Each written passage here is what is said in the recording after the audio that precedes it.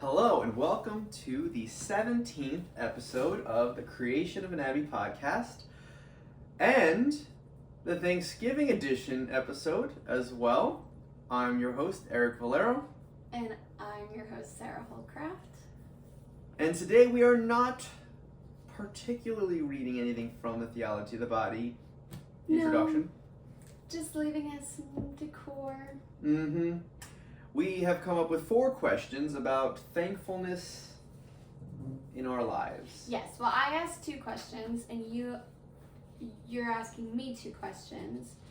Just to help us, we thought it would be nice to reflect on the year, what we're grateful for, how we should be more grateful, and especially 6 months into reading Theology of the Body, the introduction at least. Yeah. So, Do you want to start us off? okay. Wait, these are my questions. Oh, yeah. So, We both answered both our questions and the others' questions. do you want your answers so you can read them? Why don't you go first? You ask your question. Okay. So, my first question is, what is something you implemented in your routine this year that has been most life-changing? So, this is something I've talked quite a bit on the podcast about. And you influenced me a lot in doing this, both like directly and indirectly through suggestions of books to read and suggestions of saints to listen to as far as my prayer formation, which was maybe you might say disorganized before, and now is a bit more organized because of reading the saints. But I've started praying a rosary every morning, and I've also tried to spend at least a half hour, if not more, on a hike where it's just meditative. And I have to say it has allowed God to speak his guidance into my life much better, because literally it's allowed God to talk me off the edge a lot. Yeah. You know, I feel as if I don't really have a choice anymore to go and go for a hike and pray a rosary and sit with God for another half hour after that, because sometimes I wake up in the morning, I'm like, I don't know how I will make it through this day without God today, and without spending that time with Him. And I don't know how I survived before doing this. Yeah. Only in a subpar way, I guess. Yeah. And there's something about going out and doing something physical versus it's good to pray, I think, like to pray in your home, in your bedroom, things like that. But there's something about going outside of like your normal day-to-day that opens your mind up to God and gives Him a space to speak. Yeah. It's kind of like engaging your total being, right? It's not just your mind or your voice, but it's your whole body participating in the communication with God. Yeah. It's a good one. Because of you, I've hiked more. Oh. It's always something I like to hear. People hike more because of me. Yeah. So do you want me to answer that question or move on? No, let's hear yours. Okay. So something I implemented more, which I haven't been doing more like in the last month or so, but at the beginning of this year, like into the summer, I was writing a lot. And all different kinds of formats, I guess. I've had a prayer journal for a long time. And typically in my prayer journal, I write a lot of my thoughts and my emotions and my questions. And what I feel God might be saying to me is a lot of what my prayer journal is. But even beyond that, I started writing a lot of poetry, Mm. which helped me understand some of my thoughts better Mm. and express my emotions better. I think just using imagery, because sometimes I don't have the words to what I feel, but I have an image of what Yeah. I feel. So to write it in a poetic format Right. helps me express that. And then also writing just like stories, I guess. Yeah. So mainly one story I like go back to, and I like add on to the characters, I add on to their dialogue and things like that. And I think it's been life-changing because in as much as reading gives me a new perspective on the world, I feel that writing gives a whole new perspective on myself and my relationship with the world. Mm. And I think I like doing it every day, although I haven't been. Like a routine. Yeah, and I can feel that not having done it every day, especially when I go to bed at night, because I think that writing down just my thoughts of the day and like putting them in some sort of format at the end of the day is really helpful. And not having done that, it makes just waking up in the morning harder. Mm-hmm. And then it makes the rest of the day hard. Yeah. So I think writing has been huge for my life this year. I like that. Yeah. And when you were talking about poetry, the thing that came to mind was how God creates the universe in such a whimsical way, Mm-hmm. right? I mean, I think you could just watch the Animal Planet or any type of nature documentary and go, wow, like this is such a, I don't know, like a fun idea in nature. It's like, wow, what a silly thing that God did by making this creature with this ridiculous look.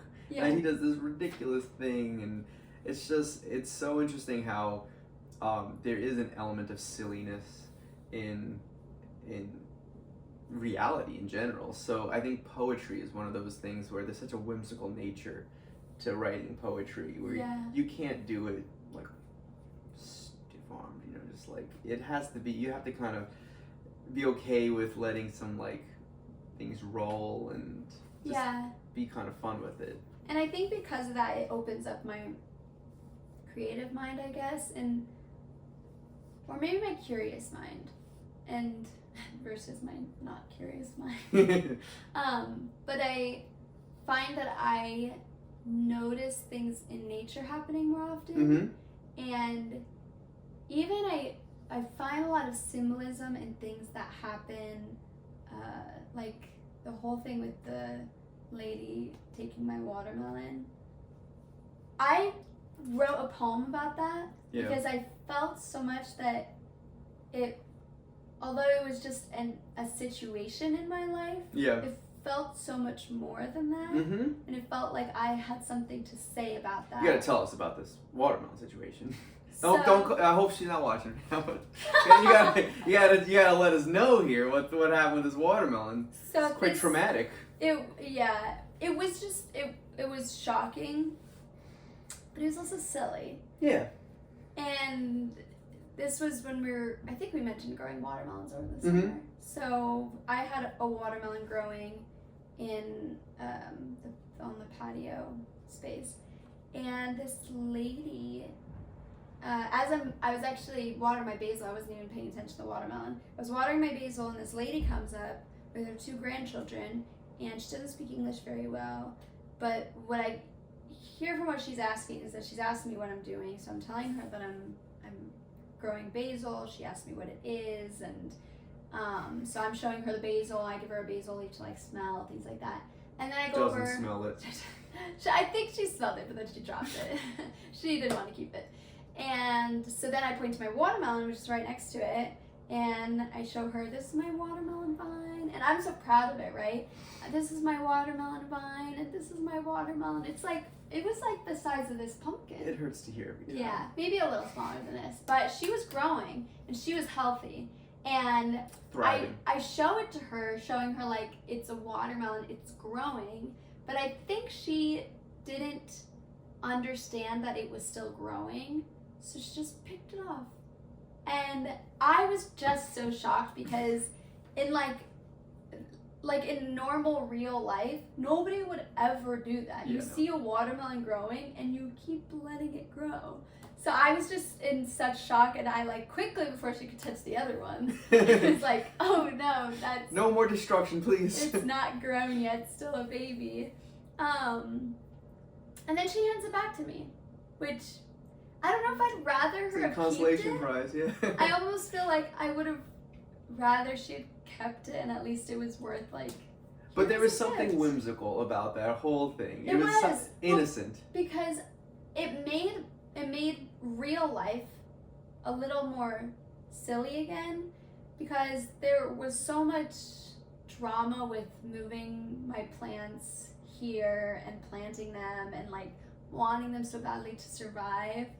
And then it felt like God was saying like, it's not that big of a deal. Nah, yeah, don't worry about it. Relax. Yeah. It was funny. I like that.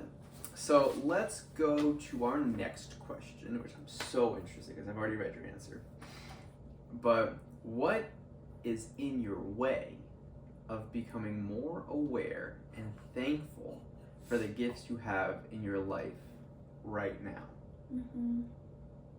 So what I say might be different than what you're thinking. No, you just wrote down the word reputation. Yeah, so that is the short answer, is my reputation. And what I originally was going to write is time, is how my schedule doesn't give me the time to reflect and be grateful and actually enjoy life. Yeah. And I was thinking about it, I was like, but I'm in control of my schedule. So it's not like my schedule is what's controlling me, but I'm controlling my schedule for a different reason. There's a reason that I format my schedule the way that I do. And I realized that's because of keeping a reputation of being somebody who is responsible. And I think that people tend to do that by making their schedules busy. Because the busier schedule, the more important you are. I was just about to say is I think a lot of people feel as if they have to prove that they're responsible when they actually don't. Right? I think sometimes, I mean, this is a perfect example. There was a doctor that was, who knows if this is just a good example. Who knows how true this is? But there was a doctor that was working with George Washington, and George Washington was sick, right? And most medical opinions of today would say that the doctor should have probably told the guy to eat some soup for a couple weeks and rest in bed. But that would be the responsible thing. But he felt as if he had to prove that he was responsible by giving him all of these, like, because he's supposed to be the doctor to the president, right? And give him all of these different medications and bloodletting and all these different things. And most medical opinions of today believe that it was from what the doctor did to prove that he was responsible that ended up killing him. So sometimes, like, that urgency to go, oh, look at my schedule, I'm doing these things and that thing, right? And maybe it overloads your schedule, is in the pursuit of looking responsible. Right, yeah. And it's hard because obviously I think in the context of my job, if I stay after school, it's not for the sake of looking anything important because nobody's there. Like everybody leaves right after school. Right. It's just because I want to get my work done before I go home and not take anything home. But in terms of like, it's more my evening, like my social Yeah. schedule. Gotta be packed. Yeah, if I think that I worry that I will be forgotten by my friends if I don't spend enough time with them, if I don't reach out to them enough, if I don't plan enough with them. There's an element of truth in that. Yeah, so obviously, like, you do need to spend time with your friends. I was gonna you can't say, just yeah. ignore them, forget them. But I think to a fault, I will look at my week and maybe I'll make sure that there's like one evening that is free to be home, but because I need to do chores, right? It's not because I want to rest and enjoy. It's just because I need to be responsible at home. If a gap fills, you got to shoehorn something into it. Yeah. So I think there's also just this reputation of being normal, and what's normal is that your weekends are for rest and like your grind through the week. Exactly. And I think that kind of implies that you don't have time to like reflect on your life. It's interesting because it sounds like through your explanation, your first instinct ended up being very much involved about the element of having time in your schedule. Oh, for sure, yeah. Right? I think what I need to do if I want to have time in my schedule, it's not like I can magically just like add time to it. But I have to first put aside like, it doesn't matter how people perceive my schedule or how I perceive people. Because to be honest, it's probably less of people actually perceiving me in a type of way, but it's just because I'm worried that people will perceive me a type of way. Sure. So letting that go and making time to just I don't want to say relax because that's not the right word, but to exist, to actually live. To stay empty a little bit, to let God fill that time. Yes, yeah. I think that was a very prudent assessment on the situation, because I think anyone might look at that and make a snapshot of like, oh, not enough time. But I think the idea of having something that is very much in your control as to something that's not very much in your control, it's more prudent to look at what's more in your control, which is your perception of your reputation. Yeah. But it goes into mine though, which is very interesting. Yeah, tell me. I don't think I read yours. So I think mine's, I imagine you could guess mine, but mine is the lack of an organized daily schedule. Okay. And the reason I said that is because, and it's something I can't control very much right now, but it's something that I have to almost orient my entire life towards, as opposed to make small changes. But my entire life is orienting towards having the opportunity to have, like, where I can almost stay empty right now and knowing that I don't have this. Yeah. But orienting my actions right now towards maybe leaving fertile soil for an organized schedule to arise from that. My practice is inherently disorganized because patients are just scheduling, canceling, rescheduling all over the place. It's not something that's really conducive to having consistency or expectations. And right now, I'm only teaching 3 classes, and they're pretty sporadic. It's not as if they're all in one spot, 2 different schools, you know, and it doesn't breed for a very organized schedule. And I feel as if one of the things that came out of Emboldened, which was, I guess I wasn't even the target audience with this, but I feel very empty right now in my efforts. I feel as if I could be put in a situation where my efforts could be so much more fruitful, but that's not where I'm at right now. I can't just go and just, I don't know, take whatever I can get right now and just shove it into my schedule to make it feel as if it won't happen.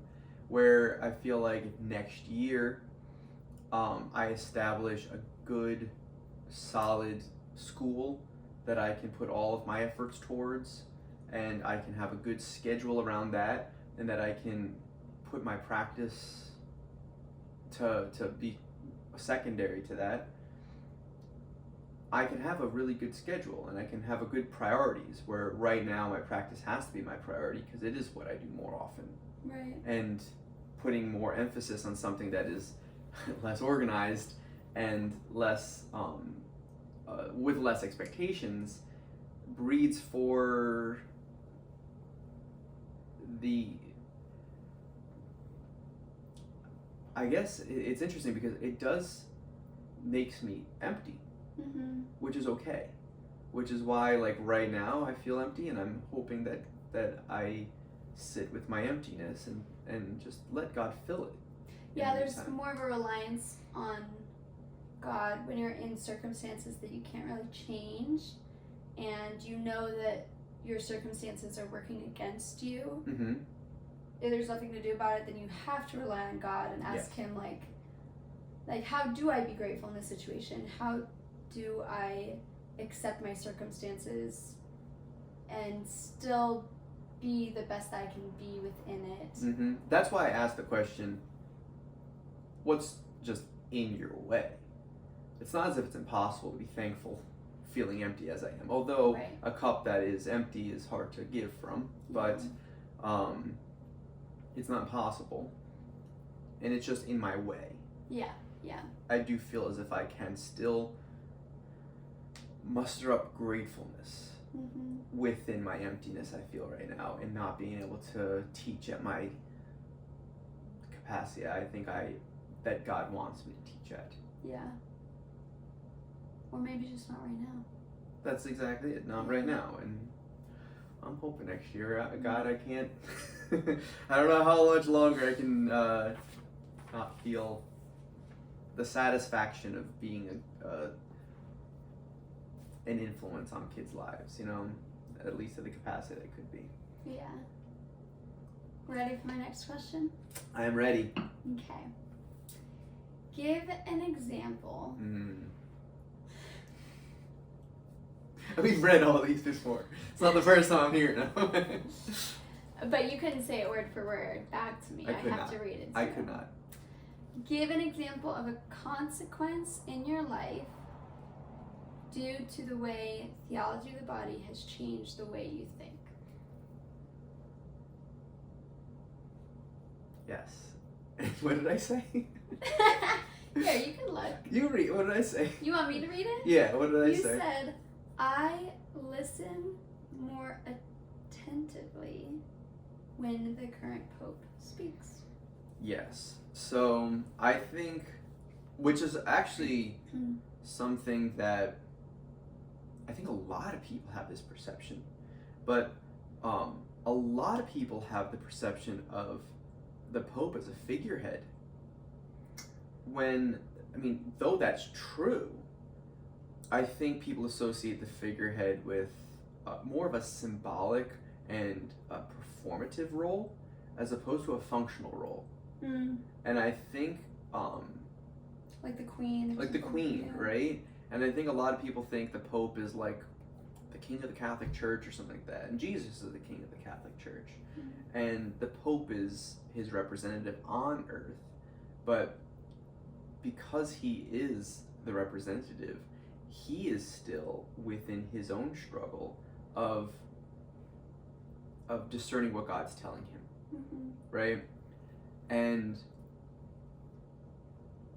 I think really seeing the how much Pope John Paul II clearly struggled in his understanding of like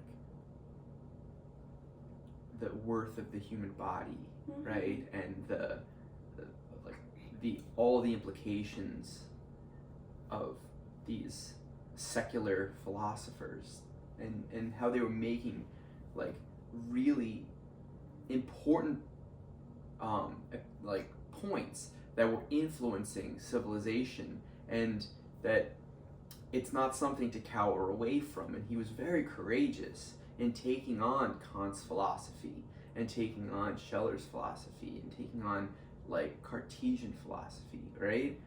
Is that I realize I'm like, there's almost a relatableness I have with the Pope now.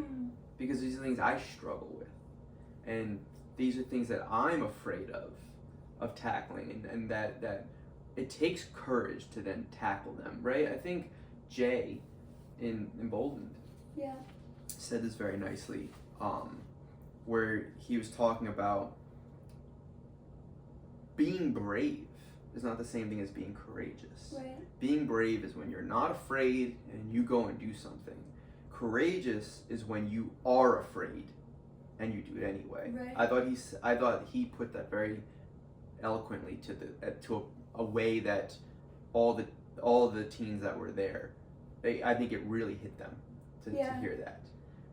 It's something important to hear, because you do feel like if you're scared all the time, then you must not be courageous. Mm-hmm. And that you need to figure out how to get rid of your fear before embarking on whatever path God has for you. Mm-hmm. But it is that path of courage that almost requires fear Mm-hmm. to be courage that God has for you. And I think within that you can, God can take away your fears. Yes. Maybe more slowly Mm-hmm. than other times. But yeah, I think if we are afraid of the things that we're afraid of, then Mm-hmm. and we never encounter them, then something like this would have never been. I think you're absolutely true. Is that I think that exactly like the theology of the body is definitely something that I can't imagine he wasn't afraid of tackling, but I'm sure that God gave him the grace to tackle it. But it just kind of, when you said that, where God takes away your fear when you show courage, reminded me of one of my patients told me the story of when she was in Peru, and she was held up at gunpoint. I don't think she lived in a very good neighborhood in Peru, and there was a lot of crime that was being committed around there. And she said that she didn't understand why, but she, like, for all intents and purposes, knew she should be afraid. But I think she was having kind of a conversion, because she did have a conversion. I think this is when she had that. I think she just turned to God in that moment. And she said she didn't understand, but she just walked away from the guy, and he had no clue why she was so confident. Yeah. And I think that's more intimidating. Yeah. I think when you have a gun and you go, why aren't you afraid of this gun? Right. And that person goes, you must have something more powerful than my gun on your side.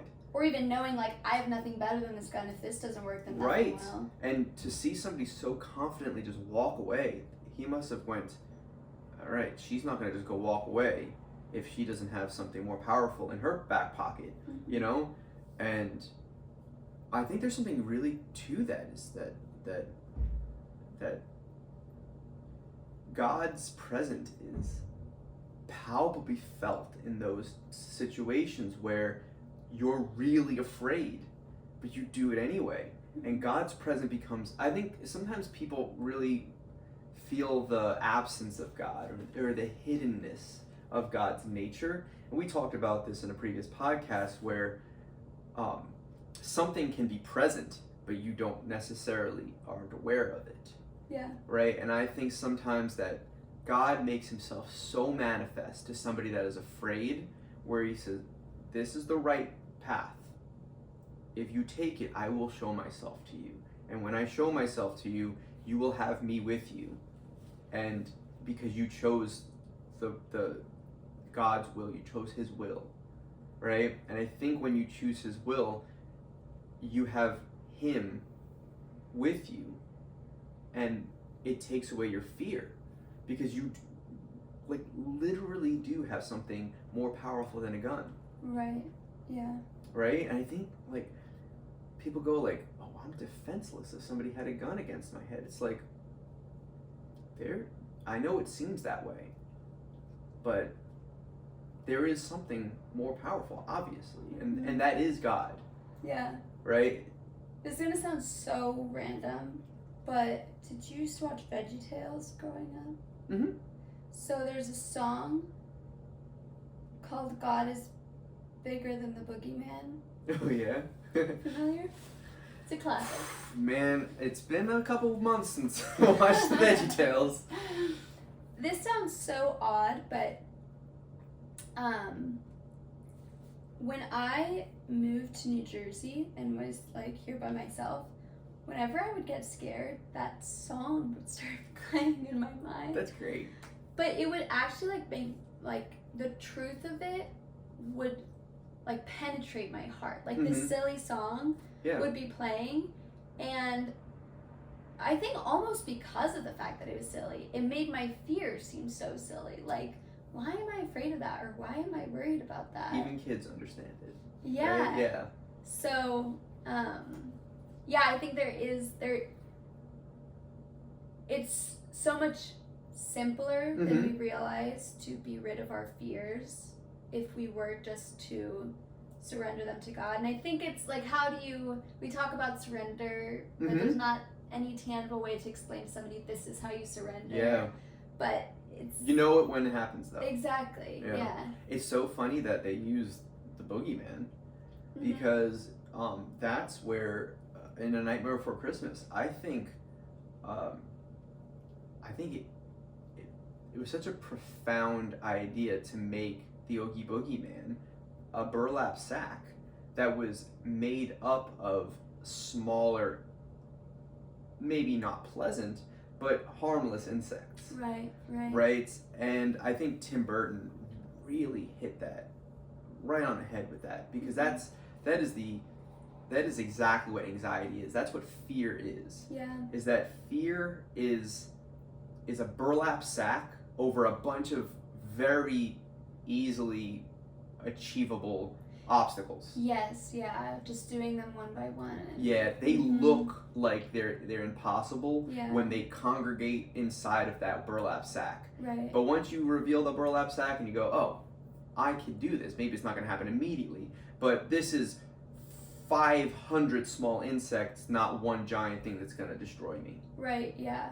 I was even saying that to my 7th graders yesterday, because they were talking about like how stressed they were for next week, and I was like, it's not next week. It's not even tomorrow. Yeah.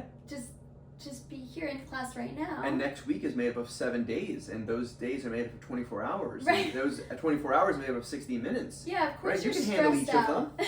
Yeah, absolutely. Just take it one by one. Yeah. Yeah, no, that's helpful. Let's hear yours. That answer's so much different than mine, but I like it. I mean, to be honest, I've been exploring theology of the body for a while now, but never studying it and so intently talking about it with somebody.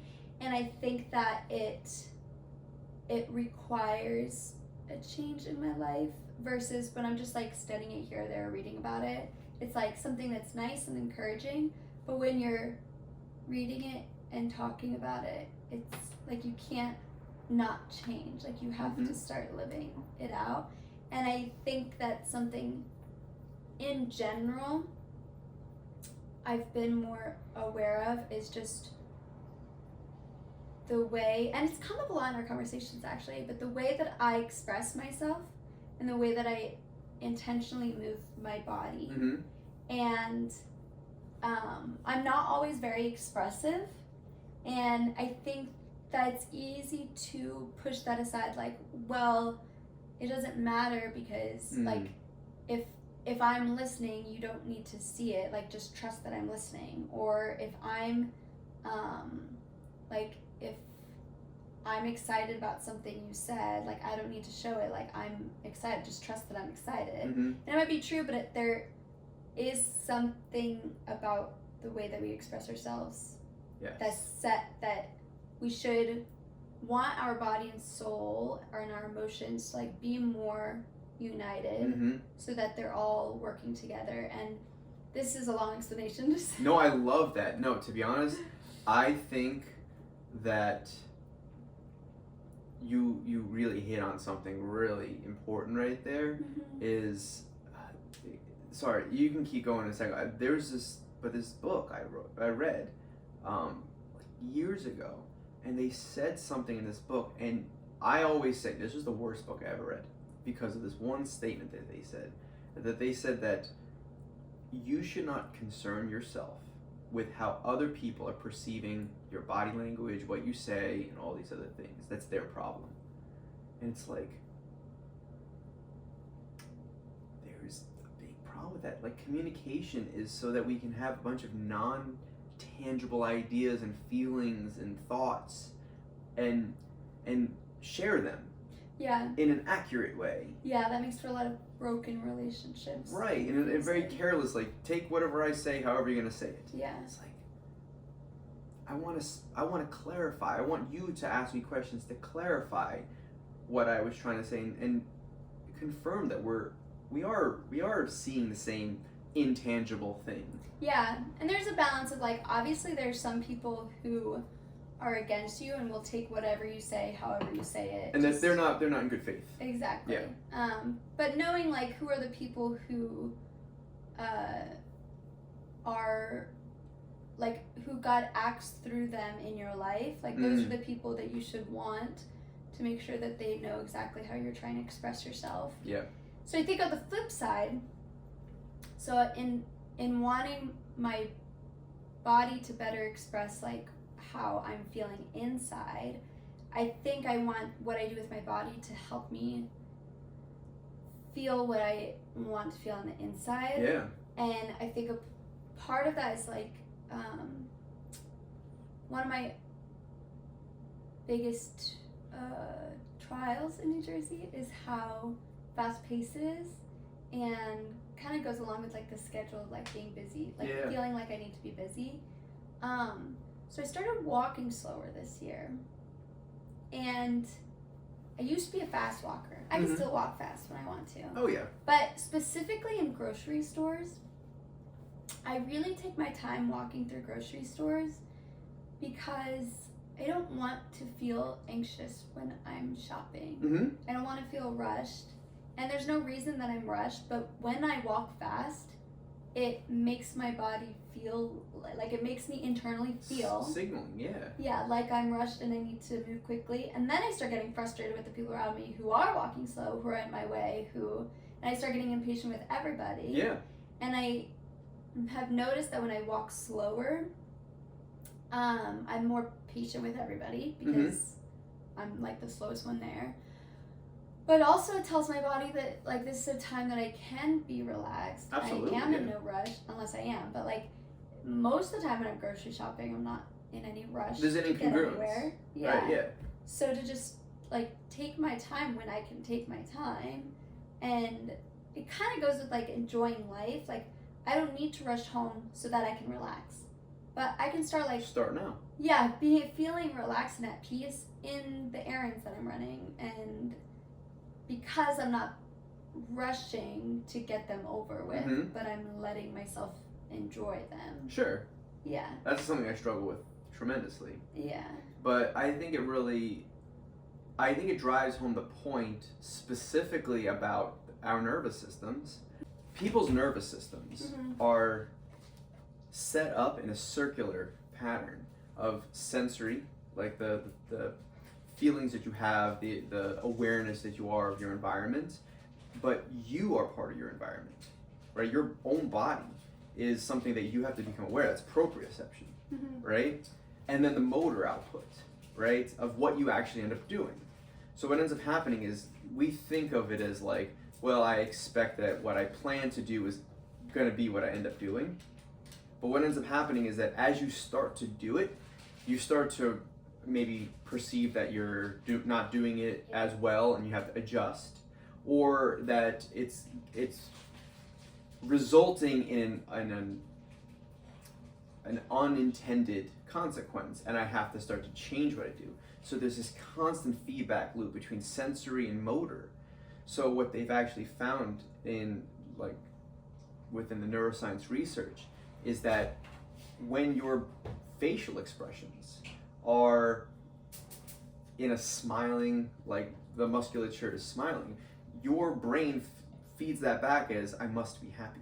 Oh, I totally feel that. Right? Yeah. So the same thing is that, and then what ends up happening is the motor ends up reflecting that, oh, I must be happy, I must be able to exude more energy, right? Yeah. But the same thing you were saying about walking is that if you start walking fast, your brain must go, I'm stressed, I'm in a rush. Yeah. Versus if you walk slower, your brain goes, there's no need to worry. Apparently I'm not in any rush to get anywhere. Yeah. I think that's why old people are so peaceful all the time. Mm-hmm. Yeah, their feedback system is just maybe more congruent, right? Yeah. More between the sensory motors, just is more congruent. Okay. All Let's right. do your last question. My last question. What in your life should you reframe as something to be thankful for, as opposed to being something you don't deserve? I had to think for a long time on this one. Because originally I thought you meant don't deserve, like I don't deserve this bad thing. Oh. That's what I originally thought. Oh, okay. And I was like thinking of all the bad things in my life and how I should be grateful for them. But then I realized, like, no, there are things in my life that because I think that I'm like not enough to deserve them, I'm not actually thankful for them and don't even accept them sometimes. That was receiving. Yeah. Yeah.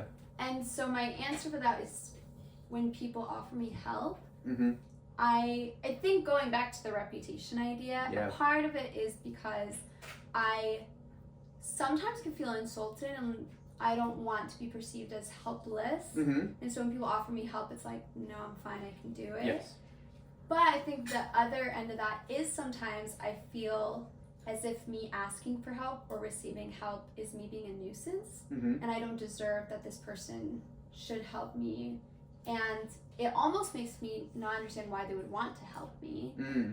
And I think that's something I need to actually be more grateful for, is when people offer to help me, to accept it and be grateful that there's a reason God put them in my life, and it's to be a help to me, not just to like in no way is somebody, when they're offering to help me, are they trying to insult me. Like, I know that, I just don't feel that sometimes. Right. Most people in good faith are just trying to maybe experience a pleasant interaction with you. Sure, yeah. Right, as opposed to like, I want to make you feel as if you are incompetent and you Right. must need my help, and thank God I'm here to save you, damsel Yeah. in distress, right? And hardly is their offer for help anything that would be, it's usually something so small. Mm-hmm. So for me to think that, oh, this is such a big deal, such a nuisance for them to do this, is ridiculous. Mm. Yeah, See, mine is a deep one here, because this one's a rough one for me. I know. So, accepting comfort from my family, because I've rejected their attempts at comforting me for years now, and because I've felt that it leads down a bad path to almost a parasitic relationship, where it feels as if I'm being drained at a certain point. I can't get too close or else they'll hurt me. Yeah. Right? And it's through putting up proper boundaries that I've been able to protect myself from not getting hurt by them. But that's also made me ultimately reject them. Right, you're putting up walls not just when they're trying to use you, but also trying to help you and Yes. comfort you. When you have too tight of a barrier, nothing gets in. Yeah. And I think there needs to be nuances. There's kind of an idea in science of a semi-permeable barrier, where the cell membrane allows certain things in and not others, right? Or there almost has to be a vetting process before something is let in. And I think that through the process of allowing my family back in and then rejecting them and allowing them back in, rejecting them over and over again, I think I've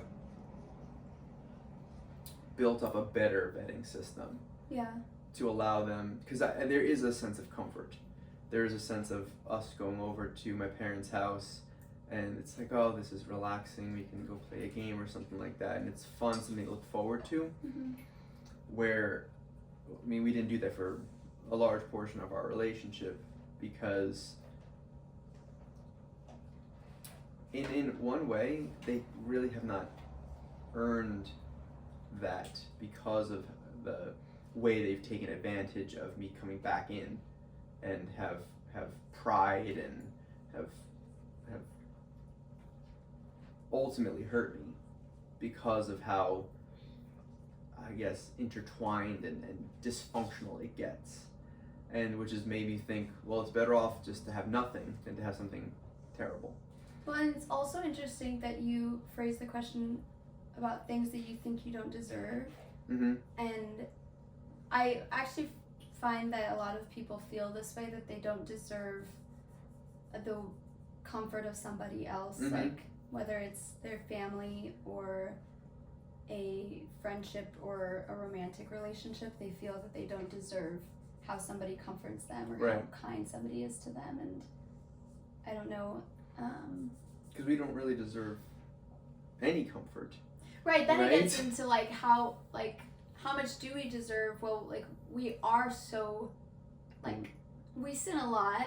Right. And we're not always good people, and like it makes you realize these aren't things, maybe it's not something you deserve, but Mhm. it doesn't mean you shouldn't be thankful for them. Right, and that's the way I framed it. I framed it as, I'm rejecting my family, I don't deserve their comfort. Yeah. Right? And there's almost a precondition of accepting their comfort of, well, I have to let them back in first. And I have to give them the opportunity to try again, to do the right thing. And if they do that, then there's at least the fertile ground for building a good relationship. Yeah. But if I never let them back in, if I continue to reject them, I think I have to start off by receiving.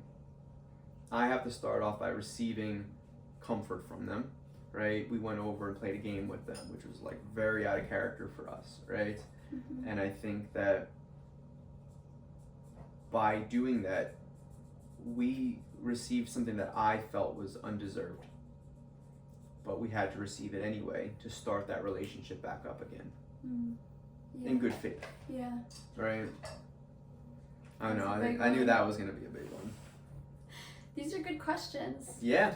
We should write the questions in the, In the summary description. so that people can ask your families at the dinner table. Good idea. Let's get this Yeah. uploaded right away. Another couple hours. All right. Well, thank you for joining us on our 17th episode of The Creation of Anatomy. And we will see you next time. Yeah. We'll be back at the book next time. Yep. Last one before The real the stuff. real stuff.